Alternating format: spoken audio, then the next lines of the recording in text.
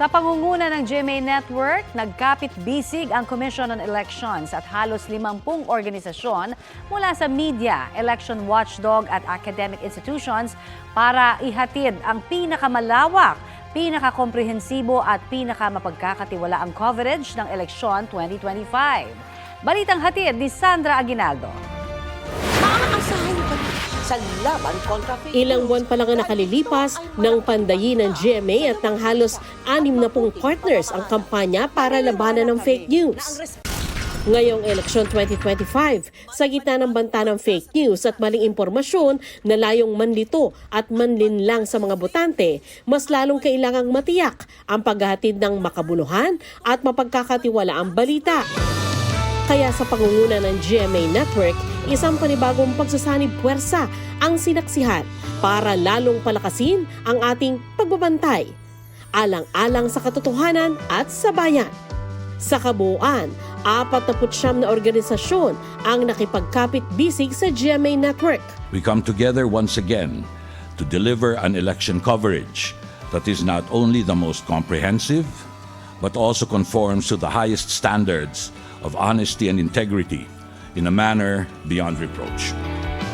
Para sa GMA Network Incorporated, lumagda si GMA Network President and CEO Gilberto R. Duavit Jr., Executive Vice President and Chief Financial Officer Felipe S. Yalo, Senior Vice President and Head GMA Integrated News, Regional TV and Synergy Oliver Victor B. Amoroso, First Vice President for Public Affairs Ianesa S. Valdelion, First Vice President Radio Operations Group Glenn F. Aliona, President and Chief Operating Officer GMA New Media Inc. Dennis Augusto Kaharian, First Vice President GMA International Joseph Jerome T. Francia.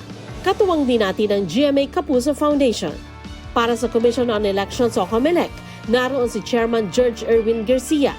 Katuwang din natin ang ating partners sa telecommunications industry, ang PLDT at SMART.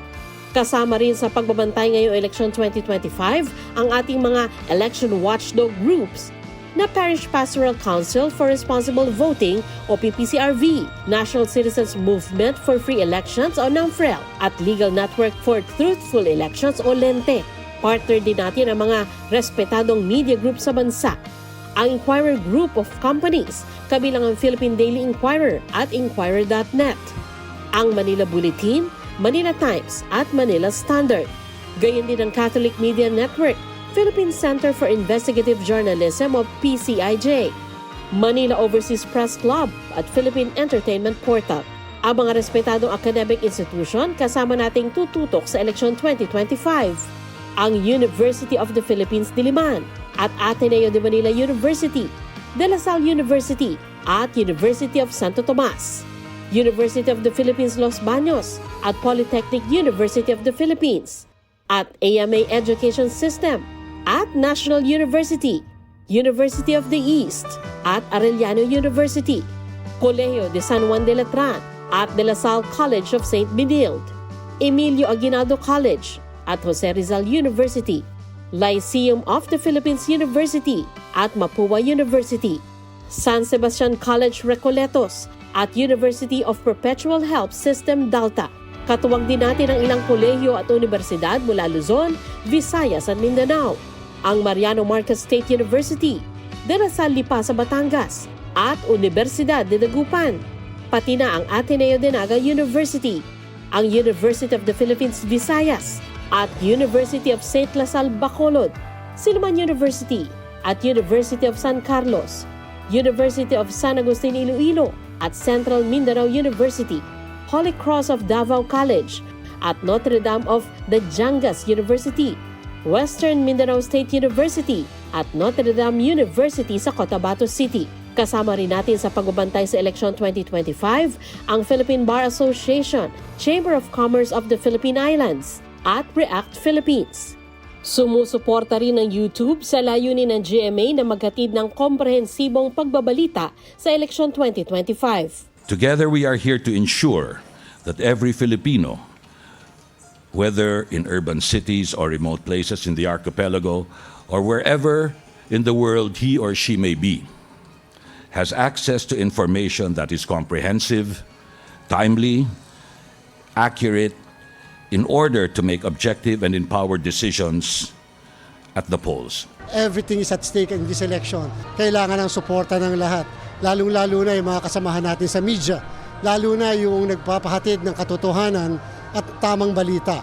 Yan po yung advokasya natin at dapat kung ano yung totoo lang.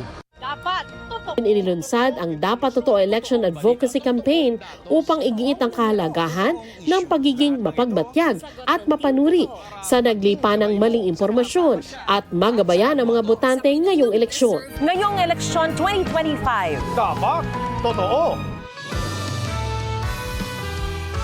Ipinalabas din ang bagong bersyon ng Panata sa Bayan theme sa pakikipagtulungan ng ilang sparkle artists, kabilang na si Julian San Jose.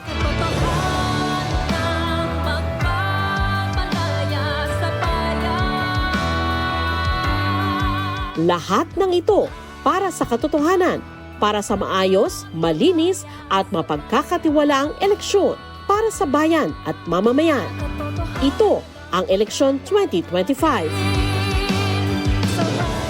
Sandra Aguinaldo, nagbabalita para sa GMA Integrated News.